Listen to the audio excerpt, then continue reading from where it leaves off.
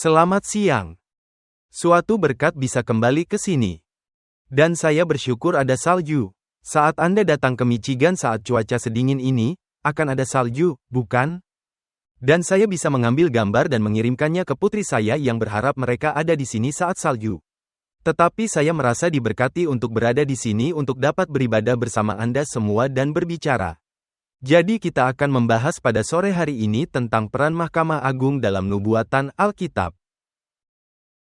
Namun, sebelum kita masuk untuk membahasnya, sebagaimana? Saya nyalakan dulu. Seperti yang dikatakan Conrad, saya adalah asisten direktur dari American Christian Ministries. Kami sedang dalam proses memperbarui aplikasi kami. Pembaruan ini akan selesai pada akhir bulan ini. Jadi jika Anda punya versi iOS terbaru dan Anda tidak dapat mengaksesnya, seharusnya sudah segera rilis. Namun Anda harus memeriksanya mulai beberapa minggu lagi. Tetapi kami memiliki pelajaran berbasis Alkitab yang hebat di sana yang dapat Anda bagikan kepada orang lain. Dengarkan dan terberkatilah. Jadi, juga sebelum kita masuk ke dalam inti pekabaran, saya ingin berbicara sedikit tentang dampak dari keputusan Grove. Sekarang, Anda ingat kasus Grove, Mahkamah Agung meningkatkan standar yang harus diatasi oleh pemberi kerja untuk tidak mengakomodir keyakinan agama. Jadi sebelumnya, pemberi kerja dapat mengatakan apapun yang lebih dari sekedar biaya de minimis atau berdampak pada bisnis. Mereka dapat berkata, "Maaf, kami tidak dapat mengakomodir itu." Itu akan membuat sekretaris kami harus membuat ulang jadwal dan mencetaknya. Atau, semacam tugas-tugas kecil ini, mereka katakan, "Oh, itu lebih dari tugas sepele bagi kami, sehingga kami tidak bisa mengakomodir mereka." Maka Mahkamah Agung memberikan standar sebenarnya untuk arti kata-kata itu, kesulitan yang tidak semestinya. Dan mereka meningkatkannya, dan kami telah melihat kesuksesan besar.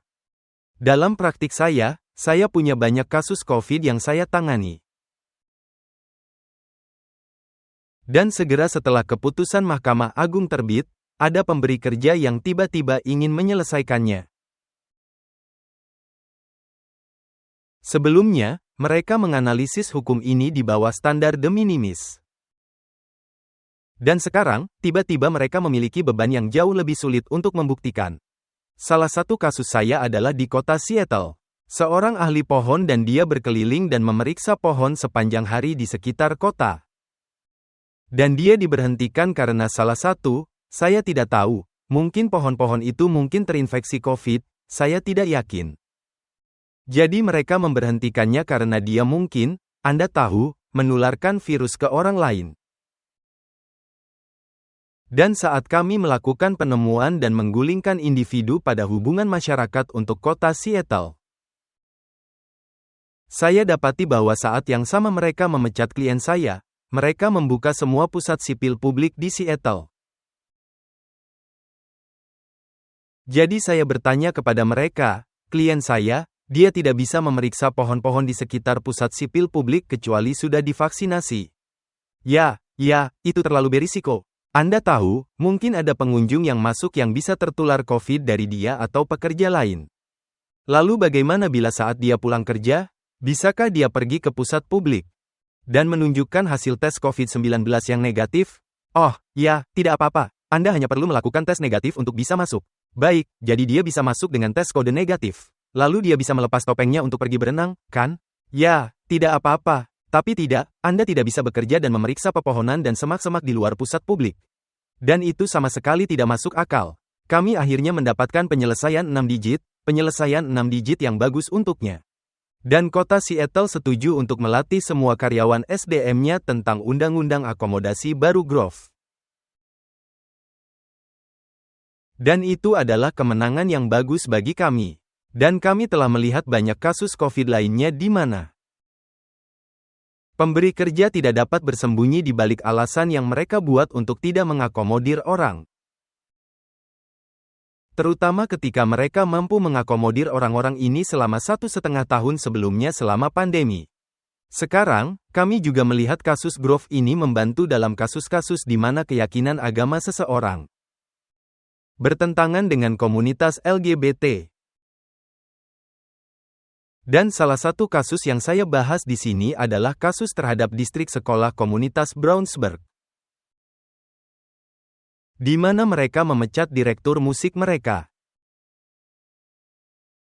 karena dia menolak menggunakan kata ganti orang yang disukai oleh beberapa muridnya. Dia katakan ke pihak sekolah, jika mereka ingin mengganti nama depan mereka, tidak apa-apa. Saya akan panggil mereka dengan nama belakang. Tapi, berdasarkan keyakinan agama saya tidak bisa memanggil mereka dengan kata ganti yang bukan mereka. Dan pada akhirnya dia diberhentikan.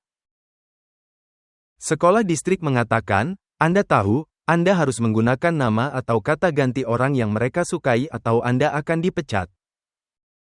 Dan ketika dia tidak mematuhinya, dia dipecat. Jadi dia menggugat dan meminta, karena mereka menolak untuk memberinya akomodasi agama. Memanggil orang itu dengan nama belakangnya. Pengadilan memutuskan mendukung sekolah dengan menyatakan bahwa memanggil siswa dengan nama belakangnya menyebabkan gangguan emosional pada siswa dan mengganggu lingkungan belajar. Dengan demikian, itu akan menjadi kesulitan yang tidak semestinya bagi sekolah. Sehingga mereka tidak perlu mengakomodirnya. Itu lebih dari sekedar persoalan sepele bagi sekolah. Keputusan ini keluar. Jadi, kemudian guru itu mengajukan banding ke peradilan federal. Dan peradilan federal menegaskan dan mengatakan, ya, itu akan menjadi kesulitan yang tidak semestinya. Dan keputusan di peradilan federal itu keluar tepat sebelum Mahkamah Agung memutuskan kasus Grove. Lalu setelah putusan Grove, peradilan federal dengan sendirinya kembali dan berkata, "Oke, kami membatalkan apa yang kami putuskan, dan mengirimkannya kembali ke pengadilan distrik. Untuk kalian perlu melihat kembali kasus ini di bawah standar yang lebih tinggi ini. Untuk melihat apakah distrik ini benar-benar dapat mengakomodir dia tanpa kesulitan yang tidak semestinya." Jadi, kasus ini masih berjalan melalui sistem.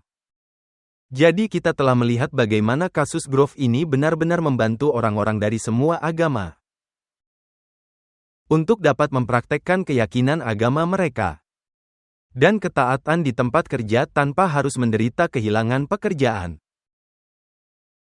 Baiklah, kita akan membahas tentang peran Mahkamah Agung dalam nubuat Alkitab.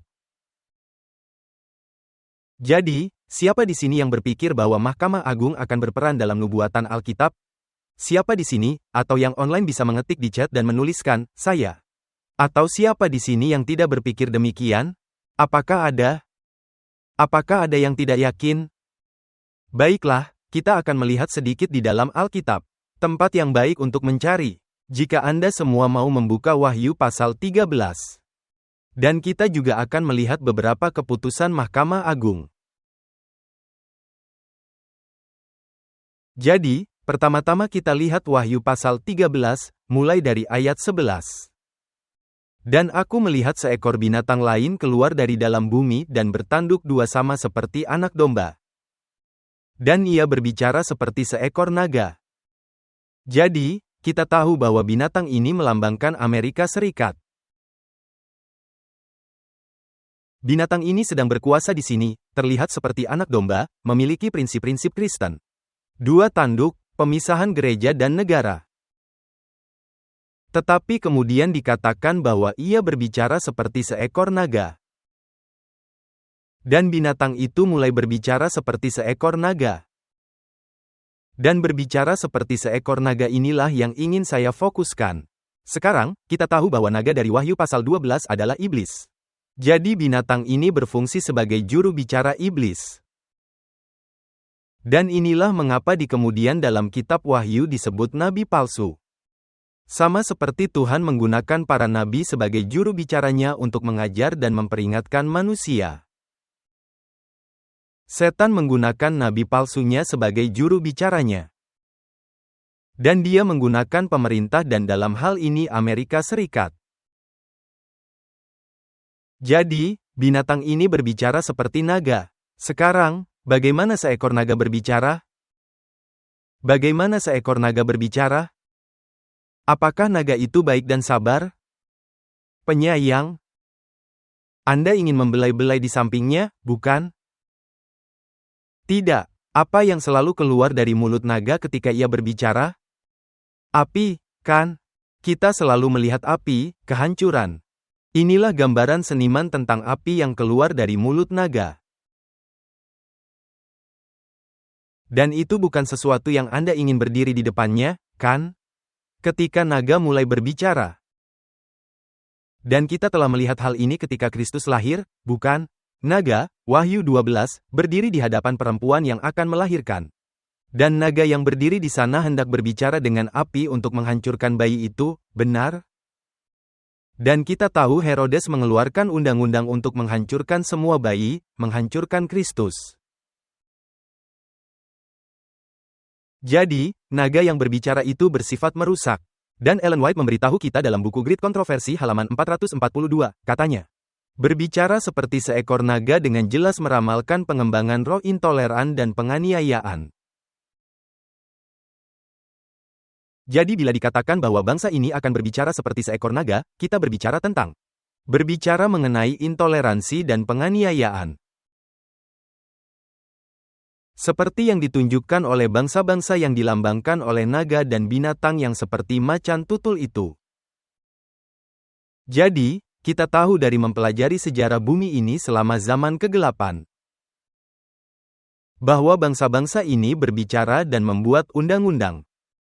Dan jika Anda tidak mengikuti ajaran gereja selama zaman kegelapan, Anda dianiaya dan Anda tidak ditoleransi. Jadi Alkitab menubuatkan bahwa di Amerika Serikat, itu juga akan berbicara sebagai naga dan akan ada intoleransi dan penganiayaan. Dan binatang dari bumi ini melambangkan sebuah bangsa, yaitu Amerika Serikat. Sekarang, bagaimana suatu bangsa berbicara? Bagaimana suatu bangsa berbicara? Nah, di halaman yang sama dalam buku Great Controversy, dikatakan, berbicara, suatu bangsa adalah tindakan kekuasaan legislatif dan yudikatifnya. Jadi, bagaimana suatu bangsa berbicara? Melalui badan legislatif dan melalui penetapan atau keputusan atau perintah yudikatif. Dan sekarang kita di Amerika, kita memiliki berapa banyak cabang pemerintahan? 3, kan? Kita memiliki eksekutif, yaitu kepresidenan. Kita memiliki legislatif, yaitu Kongres. Dan kita memiliki lembaga yudikatif, yaitu Mahkamah Agung dan semua pengadilan yang lebih rendah. Sekarang, ini mengejutkan. Seringkali kita begitu fokus pada siapa presidennya, bukan? Dan apa yang akan dia lakukan. Tapi buku Great Controversy memberitahu kita bahwa itu adalah kekuasaan legislatif dan yudikatif. Jadi saya pikir itu menarik. Jadi apa yang dia katakan di sini adalah bahwa Alkitab mengatakan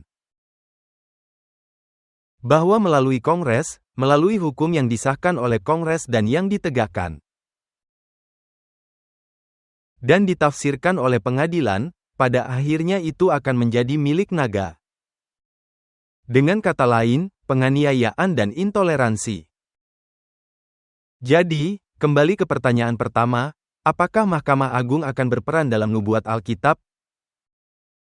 Ya, Mahkamah Agung sebagai cabang yudisial dari pemerintah adalah bagian dari suara suatu bangsa, yang pada akhirnya akan berbicara sebagai naga, yang memiliki intoleransi dan penganiayaan. Jadi, kapan bangsa ini berbicara? Mari kita perhatikan dengan saksama Wahyu pasal 13. Di sini dikatakan bahwa pada ayat 12, seluruh kuasa binatang yang pertama itu dijalankannya di depan matanya. Ia menyebabkan bumi dan semua penghuninya menyembah binatang pertama, yang luka parahnya telah sembuh. Jadi, ini semacam memberikan ringkasan tentang apa yang dilakukannya dalam keadaan seperti naga. Dan ia mengadakan tanda-tanda yang dahsyat, bahkan menurunkan api dari langit ke bumi di depan mata semua orang. Jadi, sejauh ini kita telah melihat banyak hal yang dilakukan oleh binatang dari bumi ini. Ia menurunkan api turun dari langit, melakukan tanda-tanda dan mukjizat-mukjizat. Lalu dikatakan dalam ayat 14, ia menyesatkan mereka yang diam di bumi dengan tanda-tanda yang telah diberikan kepadanya untuk dilakukannya di depan mata binatang itu. Dan dia membuat tanda-tanda ini untuk menipu, tetapi kemudian kata berikutnya. Kata berikutnya di ayat 14, yaitu, memberitahu. Ini adalah perkataan pertama yang sebenarnya yang kita lihat dilakukan oleh binatang buas itu. Dikatakan, dan ia menyuruh mereka yang diam di bumi, agar mendirikan patung untuk menghormati binatang yang luka oleh pedang, namun yang tetap hidup itu. Jadi kita melihat tindakan memberitahu atau berbicara oleh binatang kepada orang-orang di bumi. Warga negara Amerika Serikat menyuruh mereka untuk membuat patung untuk menghormati binatang itu. Dan inilah perkataan pertama yang kita lihat di dalam perikop ini. Lalu ayat 15 berkata, dan kepadanya diberikan kuasa untuk memberikan nyawa kepada patung binatang itu. Sehingga patung binatang itu berbicara juga, dan bertindak begitu rupa, sehingga semua orang, yang tidak menyembah patung binatang itu, dibunuh. Jadi, pertama-tama kita melihat yang berbicara atau yang menyuruh oleh Amerika Serikat. Dan kemudian kita melihat patung binatang itu yang berbicara. Oke, jadi inilah dua seruan. Yang berbicara pertama adalah Amerika Serikat, menyuruh mereka untuk membuat patung bagi binatang itu. Dan kemudian selanjutnya kita melihat mereka membuat patung binatang itu. Anda melihat perbedaannya di sana? Ada perbedaan antara patung terhadap sesuatu dan patung tentang sesuatu. Ketika saya pergi ke Mahkamah Agung bulan April tahun lalu, saya pergi ke National Mall, sempat berhenti sejenak. Dan saya melihat di sana ada patung untuk George Washington. Monumen Washington ada di sana, tepat di National Mall, konon untuk menghormati George Washington. Tugu raksasa obelisk di National Mall. Jadi ini adalah patung atau gambaran untuk George Washington. Saya menyewa satu skuter kecil, Anda bisa memindai aplikasi dan mengendarainya ke Lincoln Memorial. Dan saya masuk ke Lincoln Memorial dan di sana di dalamnya ada patung Abraham Lincoln setinggi 19 kaki. Dan itu adalah patung Abraham Lincoln, bukan? Jadi patung untuk binatang adalah suatu kehormatan baginya, tapi tidak harus terlihat persis seperti itu, bukan? Monumen Washington jangan disamakan dengan George Washington. Tapi patung binatang atau patung Abraham Lincoln akan terlihat seperti Abraham Lincoln. Atau terlihat seperti binatang dari laut, yaitu kepausan. Jadi kita melihat di sini ada dua fase. Salah satunya adalah fase menghormati binatang pertama atau menghormati kepausan. Dan fase kedua sebenarnya terlihat seperti kepausan. Jadi tahap pertama, bisa dikatakan, dari berbicara adalah di mana Anda akan melihat legislasi atau keputusan yudisial. Atau keduanya disahkan untuk menghormati kepausan. Jadi ini mungkin sesuatu seperti menghormati kepausan untuk semua pekerjaan yang mereka lakukan atas perubahan iklim dan mengadakan hari libur nasional di hari Minggu, di mana orang-orang masih bisa beribadah Sabat. Dan Anda beribadah pada hari Jumat jika Muslim atau hari apapun yang Anda inginkan. Tetapi kita semua tidak bekerja dan beristirahat pada hari Minggu untuk menghormati kepausan. Dan tahap kedua adalah ketika Anda melihat patung binatang itu. Dan itulah ketika Amerika Serikat akan terlihat seperti apa sistem kepausan pada zaman kegelapan. Dan saat itulah Anda akan melihat penyembahan yang dipaksakan. Dikatakan di sana dalam Wahyu 13 ayat 15 bahwa, ia bertindak begitu rupa, ia akan berbicara.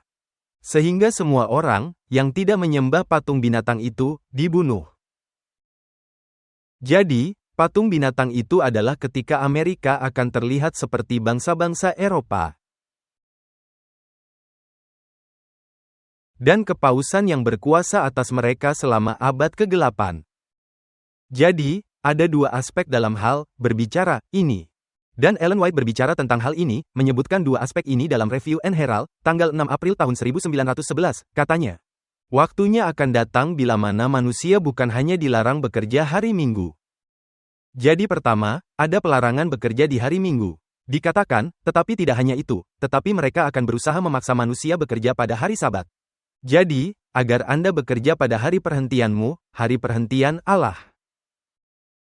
Dan manusia akan diminta untuk meninggalkan hari Sabat dan tunduk atas pemeliharaan hari Minggu. Atau kehilangan kebebasan dan bahkan nyawa mereka. Jadi akan ada, saya percaya, dua fase yang kita lihat. Pertama, hanya sekedar hari istirahat. Karena kita melihat selama pandemi, seberapa baik satu hari istirahat membersihkan iklim, bukan? Anda melihat kanal-kanal di Venesia dibersihkan dan kualitas udara di India. Jadi, Anda dapat melihat bagaimana mereka dapat membawa perihal ini. Dan mengatakan, kami hanya lakukan ini bukan sebagai hal religius, namun hanya sebagai hari untuk membantu planet ini. Tapi pada akhirnya itu akan menjadi penyembahan yang dipaksakan. Dan inilah dua aspek dari berbicara seperti naga. Anda mungkin berkata, bagaimana kita dapat melakukan hal ini di Amerika padahal kita punya konstitusi, bukan? Bagaimana kita bisa melakukan ini ketika amandemen pertama kita, pokok yang paling pertama, yang diputuskan oleh para pemimpin negara kita pada saat itu adalah hak kebebasan beragama.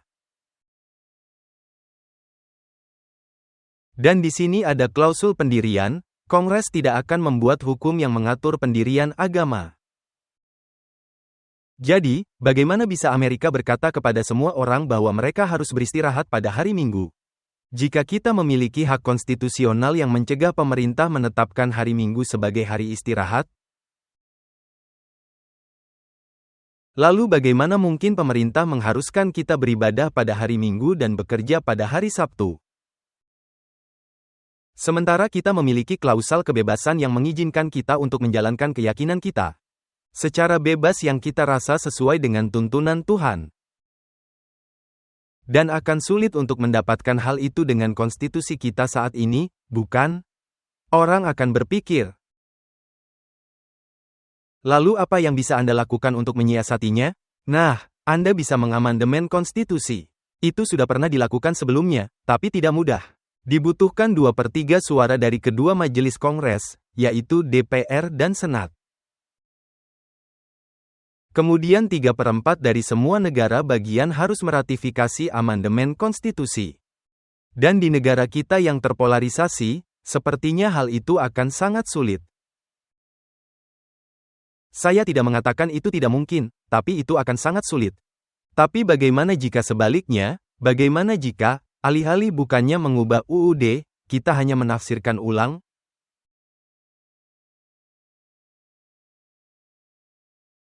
Sekarang, inilah kutipan dari Ellen White, katanya. Testimonies, jilid 5, dengan perintah yang memaksakan pelembagaan kepausan. Dia merujuk pemeliharaan hari Minggu. Dalam pelanggaran hukum Allah, maka bangsa kita akan sepenuhnya memisahkan diri dari kebenaran. Negeri kita akan menanggalkan setiap prinsip konstitusinya sebagai pemerintahan republik dan protestanisme. Jadi, saya membaca dan bertanya-tanya, apa artinya menanggalkan? Apakah itu berarti bahwa konstitusi kita akan berubah? Atau apakah itu berarti bahwa kita akan membuatnya tidak memiliki pengaruh? Ada satu hal yang saya pelajari ketika saya mengambil hukum konstitusi di sekolah hukum, yaitu bahwa ada banyak pengecualian terhadap konstitusi. Anda menganggap konstitusi sebagai dokumen tua yang agung, kan? Nah, saya baru tahu di sekolah hukum bahwa konstitusi tidak ditulis di batu seperti 10 perintah. Itu ditulis di selembar kertas.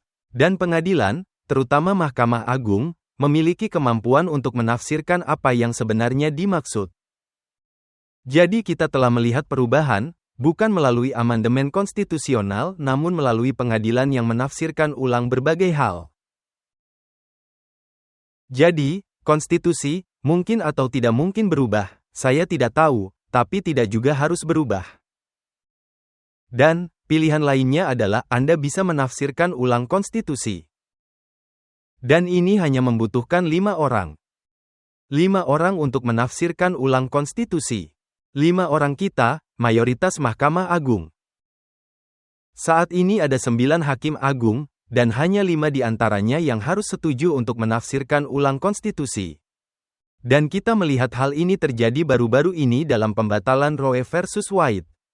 Sekarang, saya sendiri menentang aborsi. Tetapi menarik bahwa pada tahun 1973, Mahkamah Agung menemukan hak konstitusional untuk melakukan aborsi. Dan selama sekitar 50 tahun di negara kita, ini adalah hak konstitusional. Mereka temukan dalam dokumen besar agung itu. Kemudian dengan goresan pena di keputusan Dobbs pada tahun 2022, tidak ada hak konstitusional itu lagi. Saya tidak mengatakan seharusnya ada dan mereka seharusnya menemukannya. Tapi saya hanya ingin katakan, itu menarik betapa mudahnya pengadilan dapat memutuskan apa yang sebenarnya hak konstitusional dan yang tidak. Saya pikir itu sedikit memprihatinkan. Bidang lain adalah hukuman mati. Pada tahun 1972, dalam kasus Furman versus Georgia, Mahkamah Agung memutuskan bahwa hukuman mati tidak konstitusional. Bahwa menetapkan seseorang atau negara untuk menghukum mati seseorang, mereka tidak bisa lakukan itu. Belakangan, Mahkamah Agung berubah pikiran, mengatakan, ya, itu konstitusional. Bahkan, pemerintahan Trump mengembalikan hukuman mati setelah lama absen. Dan menarik bahwa Bloomberg Law, mereka membuat artikel September lalu yang menganalisis hukuman mati.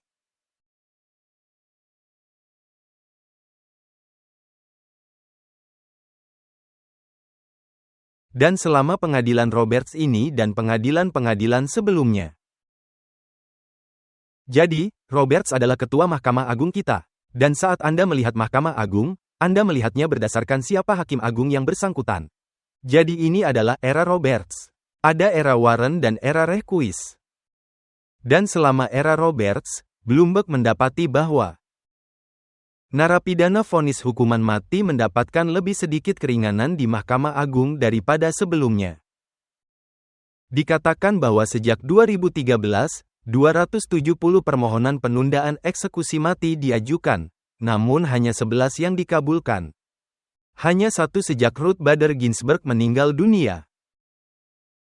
Jadi ini adalah tahanan bebas bersyarat yang terancam hukuman mati. Dan mereka mengajukan permohonan darurat ke Mahkamah Agung untuk menghentikannya. Dan dari 270 hanya 11 yang dikabulkan sehingga eksekusi mati tidak jadi dilaksanakan. Dan hanya satu sejak Ruth Ginsburg. Tetapi selama periode waktu yang sama. Sejak 2013, 21 kali negara bagian mengajukan banding untuk mengizinkan eksekusi tetap berjalan. Dalam kasus ini, pengadilan yang lebih rendah berkata, tidak negara bagian, kalian tidak dapat melakukan eksekusi. Jadi sekarang negara bagian mengajukan banding ke Mahkamah Agung. Jadi negara bagian katakan, hei, kami ingin melakukan eksekusi ini. Dan dari 21 kali banding, pengadilan telah mengabulkan 18 di antaranya dan mengizinkannya untuk dilanjutkan. Jadi artikel ini menyimpulkan bahwa pengadilan ini sangat mendukung hukuman mati. Secara signifikan lebih mungkin untuk mengizinkan eksekusi mati daripada meniadakan eksekusi mati. Lebih dari kesalahan pengadilan lain yang mereka temukan dalam melakukan analisis. Jadi itu cukup menarik ketika kita tahu, membaca kitab Wahyu, bahwa akan ada semacam hukuman mati. Yang akan terjadi bagi mereka yang tidak mau menjalankan hari peristirahatan pada hari Minggu. Jadi kita telah melihat bahwa Mahkamah Agung telah mengubah makna mengenai apa yang konstitusional dan apa yang tidak.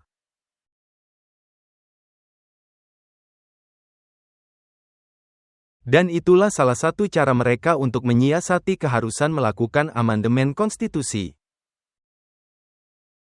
Tapi ada cara lain yang bisa dilakukan untuk menyiasati amandemen konstitusi. Yaitu dengan mengubah cara Anda menafsirkan apa yang terjadi. Misalnya, jika kita membuat apa yang religius menjadi sekuler, maka itu bukanlah pelanggaran terhadap pasal-pasal agama dalam konstitusi. Apakah itu masuk akal? Dan kenyataannya, saya akan memberikan beberapa contoh kasus di mana pengadilan telah melakukannya. Mereka mengambil sesuatu yang religius dan berkata, ya, ini semacam sekuler, dengan tujuan sekuler, jadi kami mengizinkannya. Apakah Anda ingat kasus 10 perintah? Ini terjadi pada bulan Juni tahun 2005. Ini adalah kasus Van Orden versus Perry di mana gedung Kongres Texas memasang monumen setinggi 6 kaki. Dan Tuan Van Orden sering lewat dan pergi ke perpustakaan setempat. Saya tidak tahu apakah itu menyinggungnya atau apa, tapi dia tidak suka lewat monumen 10 perintah. Dan berpikir bahwa hal itu melanggar klausa pendirian.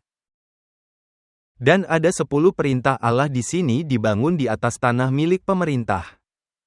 Jadi, dia bertanya-tanya bagaimana mereka bisa memajangnya. Jika amandemen pertama kita mengatakan bahwa kita tidak boleh mendirikan agama. Dan hal ini berlanjut sampai ke Mahkamah Agung dan pengadilan menyatakan bahwa 10 perintah memiliki tujuan sekuler. Sekarang jika Anda melihat ini tepat pada gambar, Anda akan berpikir mungkin itu berada di properti sebuah gereja, bukan di gedung DPR, bukan. Saya tidak yakin tujuan sekuler apa yang akan Anda lihat dari itu. Tapi pengadilan mengatakan, tidak, itu memiliki tujuan sekuler bahwa beberapa klub menyumbangkannya dan mereka hanya ingin menghormati klub lokal itu. Jadi mereka menemukan tujuan sekuler dalam 10 perintah dan Mahkamah Agung mengizinkan itu berdiri. Mereka katakan bahwa pemajangan itu dimotivasi oleh keprihatinan masyarakat, kemerosotan moralitas. Jadi itu bukan kemerosotan agama, tidak bermaksud membuat orang pergi ke gereja, jadi agak sekuler. Dan itulah yang dikatakan pengadilan, itu dinyatakan bukan pelanggaran terhadap klausal pendirian. Sekarang, saya setuju bahwa 10 perintah harus disampaikan kepada orang lain, tetapi itu harus diberitahukan kepada orang-orang oleh gereja-gereja kita dan oleh kita, kan? Tidak harus oleh pemerintah kita. Ada lebih dari satu set 10 perintah di luar sana, jika Anda lihat di Alkitab yang berbeda. Alkitab Katolik, Protestan, 10 perintah mana yang harus dipasang oleh pemerintah, bukan? Jadi Anda memiliki masalah ketika pemerintah mencampuri persoalan agama. Kasus lain di mana mereka menemukan tujuan sekuler adalah kasus salib Bladensburg. Ini terjadi pada bulan Juni tahun 2019. Ada salib setinggi 40 kaki yang didirikan. Dan itu berada di tanah milik pemerintah untuk menghormati mereka yang tewas dalam Perang Dunia Pertama. Dan salib ini, kelompok tersebut menuntut agar salib itu diturunkan. Dan itu, saya pikir pengadilan yang lebih rendah berpihak untuk menurunkannya. Dan itu mendapat naik banding ke Mahkamah Agung. Dan pengadilan, kelompok Kristen yang naik banding ke Mahkamah Agung. Berargumen bahwa salib itu benar-benar memiliki tujuan sekuler. Saya berpikir jika itu adalah tujuan dari kekristenan. Di mana kita harus berargumen bahwa salib memiliki tujuan sekuler untuk ditampilkan di depan umum, ada yang salah. Mungkin hanya saya tidak tahu. Tapi ketika Anda melihat salib itu, Anda berpikir Anda berada di gereja besar di Texas, kan? Bukan berarti Anda berada di, atau ini di Maryland. Anda tidak akan mengira bahwa Anda berada di tanah milik pemerintah di sana. Tetapi Mahkamah Agung mendapati bahwa meskipun salib ini secara historis merupakan simbol Kristen, tapi di sini diambil dengan makna sekuler. Jadi, kami mengizinkannya karena ini untuk mengenang mereka yang tewas selama Perang Dunia I. Jadi Anda melihat mereka mengambil ide-ide religius dan memberikan makna sekuler kepada hal itu. Untuk mendapatkan pembentukan klausul pada konstitusi. Sekarang, saya bertanya-tanya apakah kasus ini akan berbeda. Jika mungkin ini seperti bulan sabit atau mungkin simbol gereja Luciferian, apakah kasus ini akan keluar berbeda? Anda tidak menemukan kasus di mana simbol agama diizinkan berdiri di tempat yang bukan Kristen.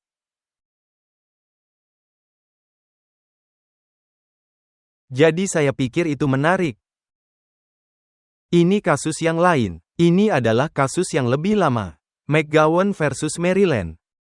Ini adalah kasus di mana Maryland mengesahkan sebuah hukum dan hukum itu berjudul pelanggaran hari Sabat. Hukum itu berjudul pelanggaran hari Sabat. Dan itu melarang bekerja, inilah kutipan dari hukum tersebut di Maryland. Melarang bekerja atau melakukan pekerjaan jasmani pada hari Tuhan.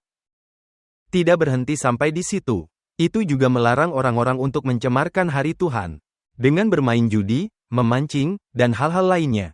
Kemudian di bagian 522 dari hukum itu merujuk kepada hari, itu merujuk pada hari Minggu sebagai hari Sabat. Jadi ada banyak kata-kata keagamaan secara langsung dalam undang-undang yang disahkan Maryland.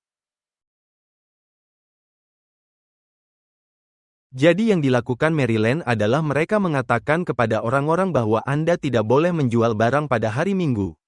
Setidaknya, Anda hanya bisa menjual jenis barang tertentu. Jadi, jika Anda seorang pemilik toko, Anda hanya dapat menjual barang-barang penting pada hari Minggu. Seperti roti, susu, bensin, obat-obatan, koran, dan tentu saja tembakau. Namun, bukan hanya hukuman perdata yang akan Anda dapatkan jika Anda menjual barang selain itu. Ini adalah undang-undang pidana. Adalah sebuah kejahatan jika Anda menjual barang selain itu. Nah, kisah seorang pegawai toko. Seseorang datang dengan roti dan susunya menginginkan binder 3 ikat. Anda tahu binder ikat 3? Saya tidak tahu, mungkin kertas lagunya berantakan dan dia butuh binder sebelum pergi ke gereja hari Minggu itu. Saya tak yakin, tapi dia masuk dan membeli binder 3 ikat dan toko menjualnya kepadanya. Dan pemerintah Maryland menuntutnya, pegawai toko itu dituntut secara pidana. Yang menjual binder 3 ikat ini karena itu tidak diperbolehkan.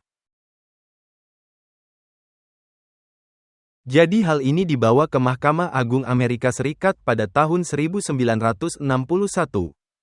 Dan mereka menguatkan peraturan penutupan hari Minggu, mendapati bahwa hal itu didasarkan pada alasan sekuler. Sekarang, Maryland mulai berargumen, ini benar-benar untuk tujuan sekuler. Dan pengadilan katakan, mereka telah meninggalkan tujuan keagamaan. Meskipun undang-undang itu sendiri masih mengatakan pelanggaran hari Sabat. Itulah judul hukum ini, pelanggaran hari Sabat dan hari Tuhan. Dan Mahkamah Agung berkata, ini adalah tujuan sekuler untuk memberi hari istirahat bagi orang-orang. Dan meningkatkan kesehatan dan keselamatan masyarakat. Dan kita telah melihat Mahkamah Agung menyetujui hukum hari Minggu di Amerika. Dengan menemukan tujuan sekulernya dan bukannya tujuan agamanya. Bagi saya yang satu ini begitu terang-terangan. Maksudku kebanyakan hukum, mereka mencoba untuk menyembunyikannya di bawah istilah sekuler. Misalnya, seluruh hal tentang perubahan iklim. Anda melapisinya dengan, membantu masyarakat, bukan? Alih-alih menempatkan bahasa agama dalam teks. Tapi Maryland terang-terangan dan Mahkamah Agung masih tetap mengatakan itu adalah tujuan sekuler. Jadi, kita lihat bagaimana Undang-Undang Hari Minggu Nasional dapat dengan mudah disahkan. Sudah diputuskan bahwa itu konstitusional. Nah, menarik, 2 minggu sebelum putusan itu keluar, 2 minggu sebelum putusan itu keluar oleh Mahkamah Agung. Paus Yohanes ke-23 mengeluarkan sebuah ensiklik yang berjudul, Ibu dan Guru Bangsa, dan dia berkata di situ. Gereja Katolik telah menetapkan selama berabad-abad bahwa orang Kristen harus mematuhi hari peristirahatan ini pada hari Minggu. Kami menasihati semua orang, baik pejabat publik maupun perwakilan manajemen dan buruh, agar mereka menaati perintah Allah sendiri dan Gereja Katolik ini. Dan menilai dalam jiwanya bahwa mereka memiliki tanggung jawab kepada Allah dan masyarakat perihal ini. Saya pikir agak kebetulan bahwa ensiklik ini akan keluar 2 minggu sebelumnya. Kita berbicara tentang bagaimana pejabat publik memiliki tanggung jawab untuk menilai dan mematuhi perintah ini.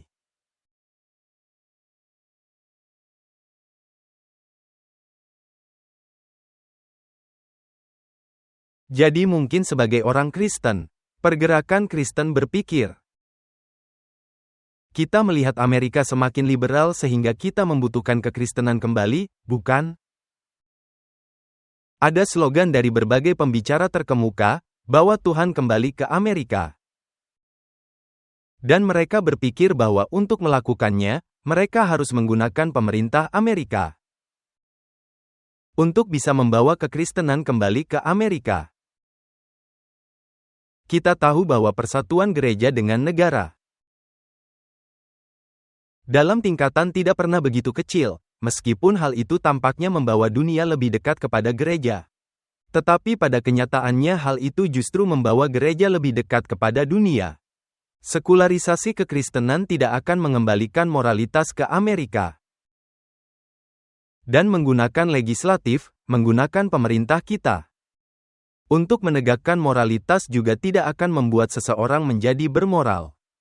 Hanya Roh Kudus yang dapat membuat seseorang menjadi makhluk bermoral.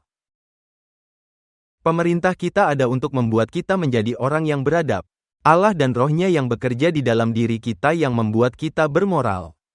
Dan inilah yang disalahpahami oleh kekristenan masa kini.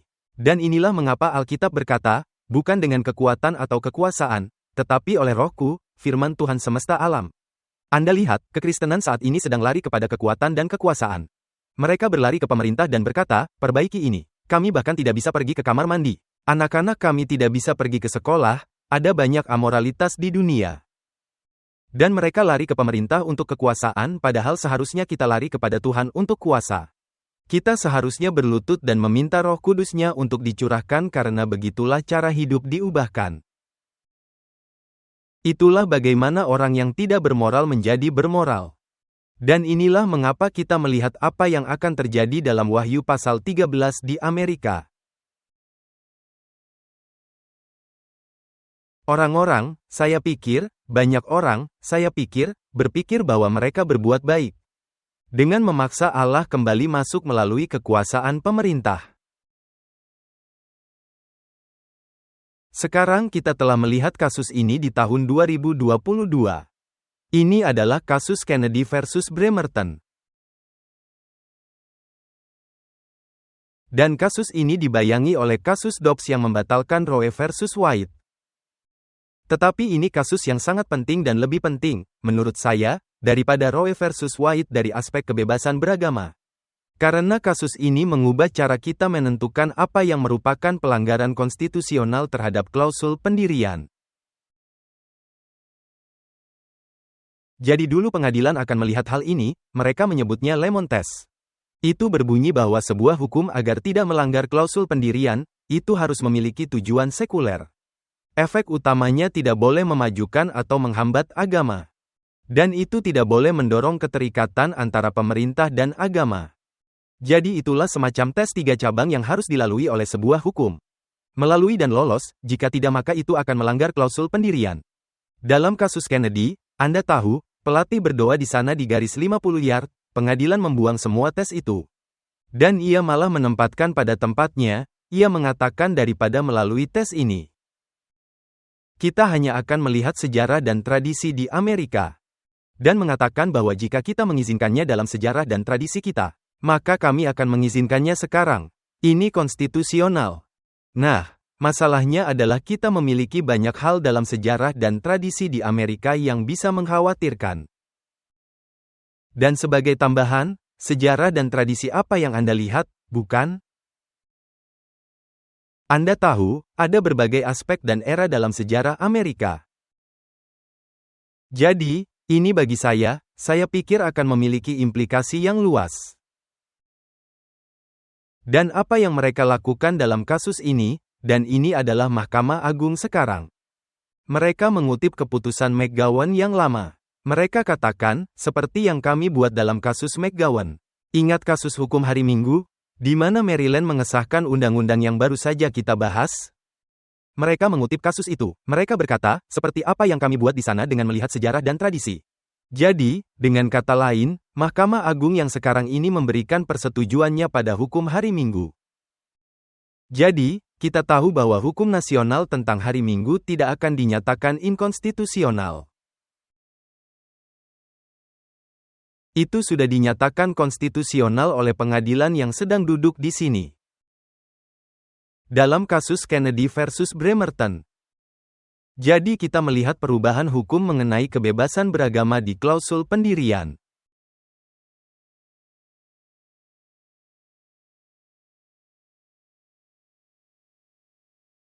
Tetapi bagaimana dengan patung yang dibentuk?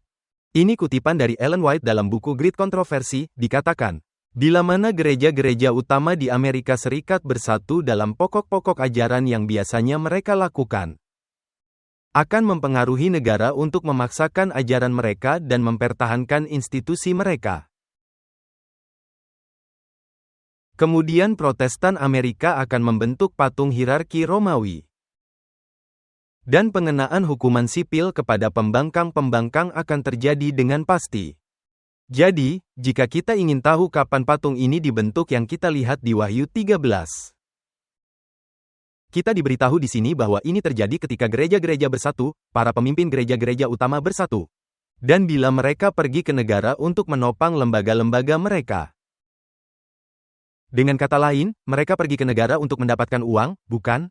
Jadi negara mendanai gereja. Dan kemudian gereja juga mengatakan kepada negara apa yang harus dilakukannya. Dalam hal menegakkan dogma dan keputusan-keputusan agamanya. Jadi, ketika kita melihat gereja meminta uang kepada negara dan mendapatkan rezeki dari negara, kita tahu bahwa patung ini sedang dibentuk, kata Ellen White.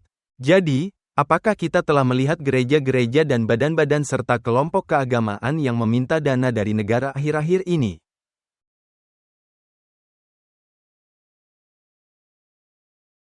Kita melihatnya sangat besar dengan pandemi virus corona, bukan? Anda ingat Undang-Undang Perlindungan Gaji? Di mana Kongres meloloskan sehingga bisnis, karena mereka semua ditutup, dapat mengajukan permohonan untuk mendapatkan uang, upah untuk pekerja.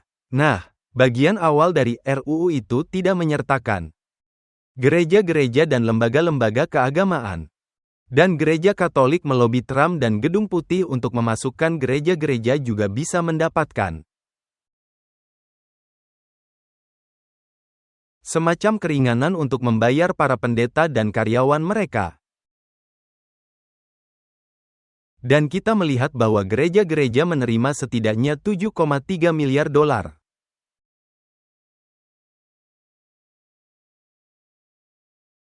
Ini adalah uang pembayar pajak yang digunakan untuk mendanai gaji para pendeta. Jika itu bukan pelanggaran atas klausul pendirian, saya tidak tahu lagi. Saya yakin James Madison berguling-guling di kuburannya. Tetapi, siapa yang memperbincangkannya? Tidak ada yang mencemooh tentang hal itu. Tidak ada tuntutan hukum. Dan itu membingungkan bagi saya. Dan gereja Katolik mendapat setidaknya 1,4 miliar dolar. Dan saya katakan setidaknya karena saya pikir hanya jika Anda mendapat 50.000 dolar atau lebih. Dan itu dipublikasikan secara terbuka, siapa yang mendapat berapa. Jadi yang kita tahu adalah mereka mendapat 1,4 miliar dolar. Sekarang ingat, ini terjadi pada saat banyak jemaat Katolik yang sedang dalam proses kebangkrutan.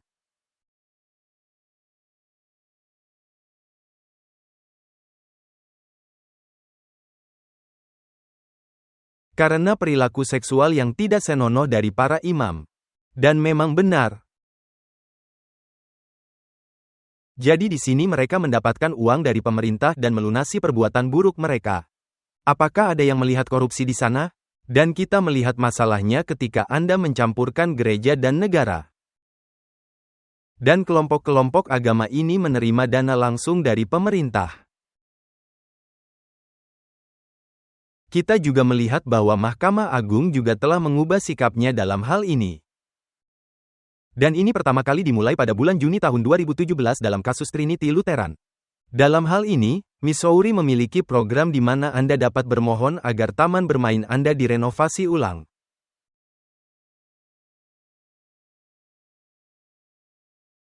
Gereja ini, Trinity Lutheran berkata, "Hei, kamu tahu, taman bermain kami sudah mulai usang. Akan lebih baik jika itu bisa diperbaiki." Mereka memiliki program ban bekas, di mana Anda bisa bermohon dan mendapat dana untuk merenovasinya kembali. Jadi gereja Trinity Lutheran mengajukan ke pemerintah Missouri untuk mendapatkan 20.000 dolar untuk merenovasi kembali taman bermain gereja mereka. Dan negara bagian mengatakan, "Maaf, Anda tahu, dana itu hanya untuk non-agama. Kita tidak bisa menggunakan uang pembayar pajak untuk mendanai proyek dan fasilitas lembaga keagamaan." Jadi mereka menggugat negara bagian Missouri dan itu sampai naik ke Mahkamah Agung. Mahkamah Agung memutuskan untuk pertama kalinya bahwa pemerintah tidak boleh mendiskriminasi agama ketika menyediakan dana untuk tujuan non-agama. Jadi, Mahkamah Agung katakan, ini bertujuan non-agama, hanya sebuah taman bermain, bukan masalah besar. Jadi, Anda mendiskriminasi gereja karena Anda mengizinkan semua sekolah swasta lain. yang tidak berafiliasi dengan gereja untuk mendapat taman bermain baru.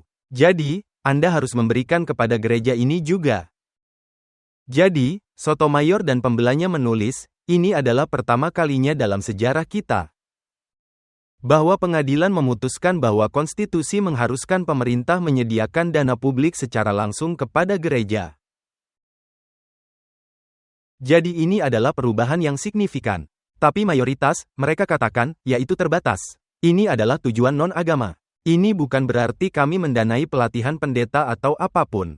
Anda tahu, ini hanya taman bermain. Tidak seberapa bahaya, bukan? Ingatlah, satu langkah ke arah yang salah akan membawa kita ke langkah berikutnya, bukan? Jadi, langkah pertama tak terlihat begitu buruk. Mungkin apapun itu tak terlihat buruk.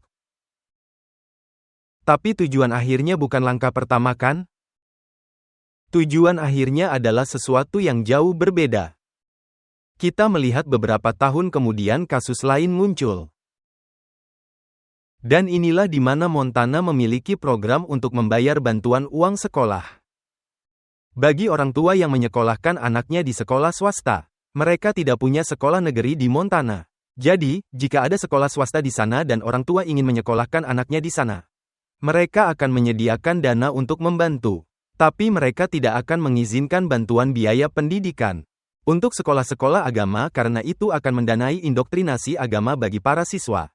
Itu akan melanggar klausul pendirian.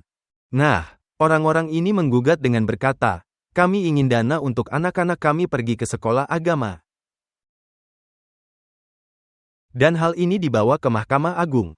Dan Mahkamah Agung, mereka mengandalkan presiden mereka dalam kasus Trinity Lutheran, yang hanya berurusan dengan taman bermain dan mengatakan, Anda tidak bisa mendiskriminasi. Inilah yang kami putuskan pada tahun 2017. Itu hanya untuk tujuan non-agama.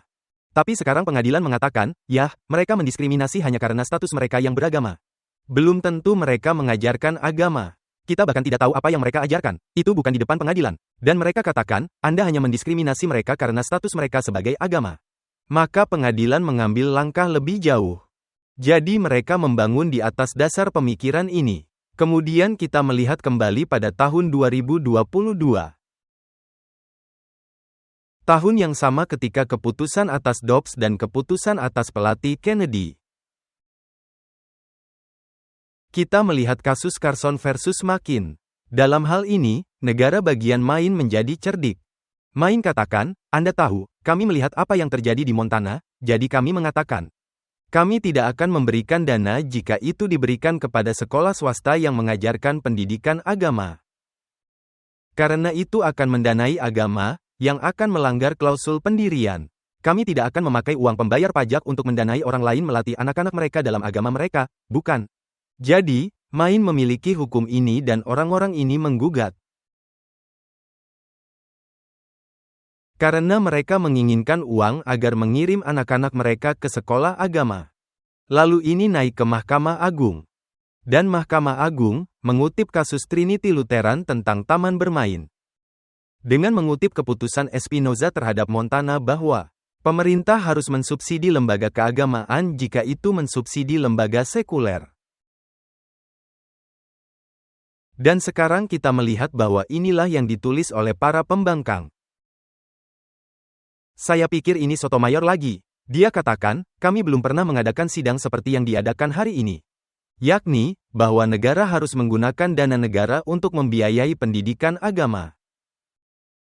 Jadi sekolah-sekolah di Maine ini secara khusus mengajarkan pendidikan agama. Dan itu berubah dari konstitusi, klausul pendirian, blok atau negara bagian bebas untuk tidak memberikan dana pemerintah kepada lembaga-lembaga keagamaan.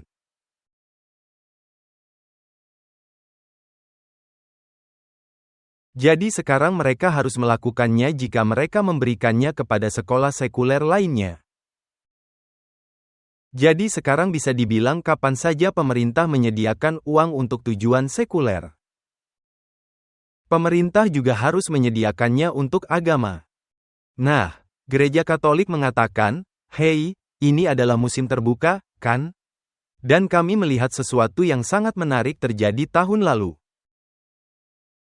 Ada yang mendengar tentang Saint Isidore? Sekolah Saint Isidore. Keuskupan Agung Katolik Roma di Oklahoma dan Koalisi Kristen Konservatif berkumpul dan berkata, "Kami akan membuka sekolah Katolik swasta. Maaf, sekolah Katolik. Maksudnya, sekolah negeri Katolik. Yang akan didanai langsung oleh negara bagian Oklahoma." Maka mereka membuat Dewan Sekolah Oklahoma memilih untuk mengizinkan sekolah negeri Katolik.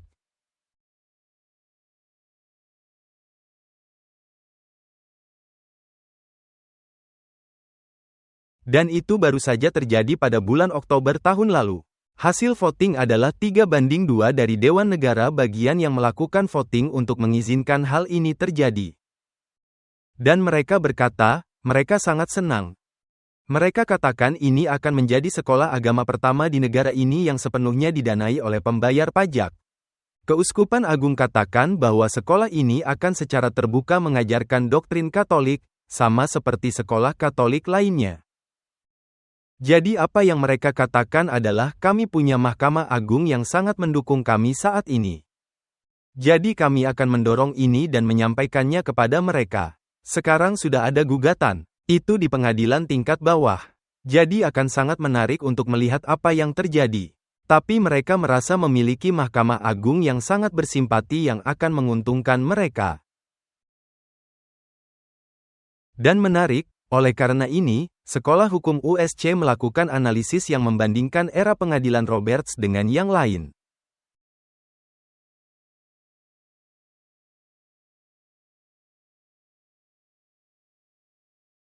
Seperti pengadilan Warren atau pengadilan Burger atau pengadilan Rehnquist. Dan didapati bahwa pengadilan Roberts telah memutuskan mendukung organisasi keagamaan. Jauh lebih sering daripada era pengadilan sebelumnya. Lebih dari 86% dari waktu yang digunakan untuk mendukung organisasi keagamaan.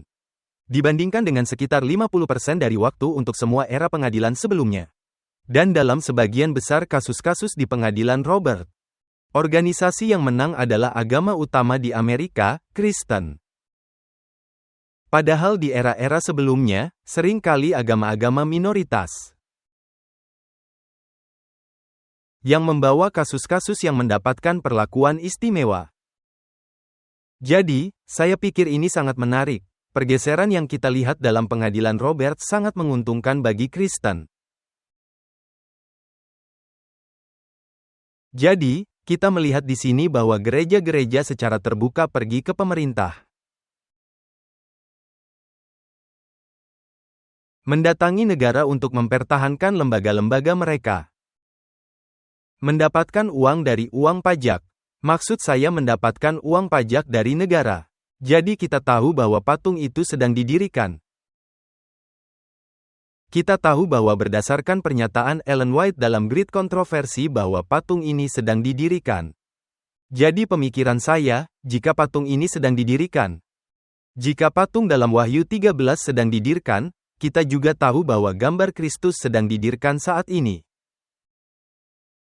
Gambar itu di dalam diri Anda dan saya. Maka saya berdoa dan berharap bahwa Anda dan saya sedang membangun gambar Kristus di dalam diri kita. Sehingga ketika patung itu memiliki kuasa untuk berbicara dan bertindak, seperti yang diberikan kepadanya. Maka Anda dan saya dapat berdiri di sana di padang dura seperti yang dilakukan 3 sahabat Daniel. Dengan gambar Kristus. Dan kita tahu tujuan akhirnya di sini. Ellen White memberitahu kita bahwa tujuan akhirnya. Great Controversy, halaman 573 berkata, dalam pergerakan-pergerakan yang sekarang berlangsung di Amerika Serikat, untuk memperoleh dukungan pemerintah kepada institusi-institusi dan tradisi gereja. Jadi gerakan mereka untuk mendapatkan dukungan dari negara, katanya. Protestan mengikuti jejak para pengikut kepausan. Bahkan, lebih lagi, mereka membuka pintu kepada kepausan untuk mendapatkan kembali. Dalam Protestan Amerika keunggulan yang telah hilang di dunia lama. Dan apa yang paling penting dalam gerakan ini ialah fakta bahwa tujuan utama yang terkandung di dalamnya ialah pemaksaan pemeliharaan hari Minggu. Jadi, tujuan utama dari gerakan ini adalah untuk mendapatkan dana dari negara. Dan untuk menegakkan gagasan keagamaan mereka untuk memperoleh ketaatan pada hari Minggu secara universal. Jadi saya ingin mendorong Anda ketika kita melihat patung ini didirikan, bahwa kita tetap setia kepada Tuhan dan menghabiskan waktu dalam firman-Nya. Dan memastikan bahwa gambarnya dibangun di dalam diri kita. Sehingga kita dapat berdiri di sana seperti tiga sahabat Daniel. Terima kasih semuanya.